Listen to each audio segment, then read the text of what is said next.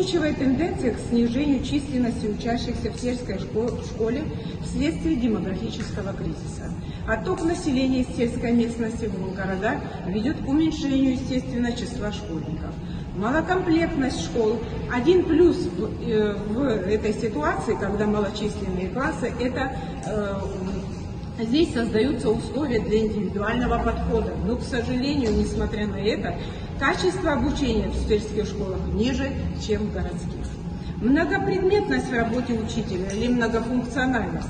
Учителя вынуждены ввести сразу несколько предметов, что увеличивает нагрузку и требует высокого уровня профессионализма. Как вы знаете, он и биолог, он и физкультурник, он и охранник, он и все остальное.